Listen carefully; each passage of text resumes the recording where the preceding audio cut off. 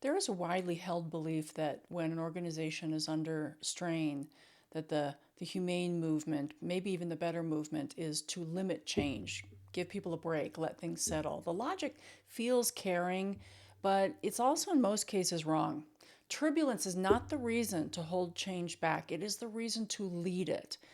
The thing people are actually worried about when things are moving is not the change in the abstract. What they're worried about is themselves, their standing, their paycheck, their relationships, their place, and what comes next.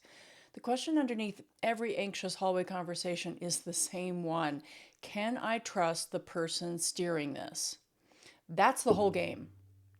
Trust is not won by promising stability you cannot guarantee, and they'll see through that. It is won by how you behave while the water is rough. The window opens precisely when things are hard. There's a man named Kurt Lewin. He was the founder of modern change theory, and he framed change in three movements. There's the unfreeze state, the change phase, and then the refreeze phase. Nothing moves until a system is unfrozen, until the old equilibrium just doesn't work. It loses its grip. Disruption, uncertainty, and pressure are what do the unfreezing part. They are not obstacles to change, they are the precondition for it. And this is why waiting for calm is a trap. Calm is a refrozen state. If you let the system settle and then try to change it, you have to pay the full cost of breaking it open again. And that's expensive. The turbulence that you're living with right now has already done that work. Spend it. It's expensive work. Spend it. Decades of counseling psychology point in the same direction around this, how change happens. The standard bearers in this are two researchers called Prochaska and DiClemente, and they tell us that readiness for change rises sharply when the way someone has been running their life is finally undeniably not working any longer. It's this notion of comfort breeding pre-contemplation. No problem, no urgency, no movement. Discomfort is what moves people from nothing needs to change to something has to give. Organizations are no different than people, individuals. A team that is hurting is a team that's ready. The discomfort people feel is not a reason to protect them from change. It is the energy that makes change, in fact, possible. And it is perishable. Let it dissipate, and you are back to convincing comfortable people that they have a problem. Push people to the edge and then hold. So, this is not an argument for relentless churn. Change fatigue is real. The data is there. Gartner found employee willingness to support org changes fell from a high of 74% in 2016 to 43% in 2022. But the same body of research shows the breaking point is not the volume of change, it is unexplained and untrusted change. Say that again, it's unexplained and untrusted change.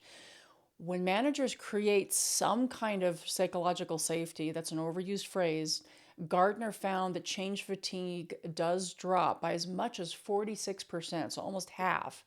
So the variable you control is not how much, it is how you lead it. So move deliberately right up to the edge of what people can absorb and then stop. Consolidate and let the new way set. Refreeze it. Lead the system through unfreeze and change, then refreeze. Lock in the new normal so people can find their feet again. The payoff is not just that the change sticks, it is that the organization comes out the other side with hard won clarity about who it is and how it operates. Calm again, but on higher, better ground. So, this is what a leader should do. There's this notion that I like to call responsible transparency. It's the leadership signature that makes all of this work. It means telling people the truth about what is changing and why. Candidly enough that they believe you, framed clearly enough that it adds up. People will absorb a great deal of disruption if they trust the hand on the wheel and they can see the logic behind the turns. The mechanism is a small set of pillars.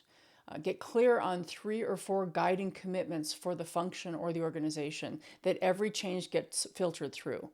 Get clear on them, then explain every recent and upcoming move in their terms.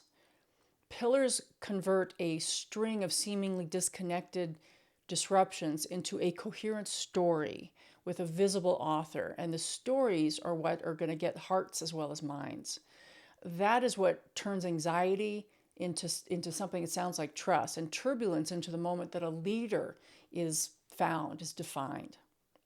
This is specific takeaways for the new leader on how to handle change. If you have recently stepped into a leadership role in a turbulent environment, don't read the turbulence as bad luck. Read it as opportunity. These are the moments that define character, that establish a captain.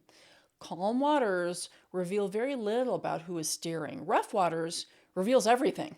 And people remember who was steady. They remember who was honest and clear when it counted. The leaders who emerged trusted are not the ones who waited for the storm to pass.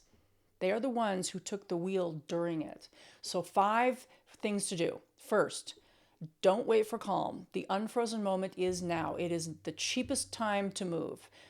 Tip number 2, push to the edge and not past it. Move deliberately to the limit, or what you think is the limit of absorption, then consolidate and refreeze. Step 3, trust is the real constraint, not volume. Psychological safety, not slower pacing, is what prevents fatigue. Number 4, name your 3 or 4 pillars. Filter every change through them out loud.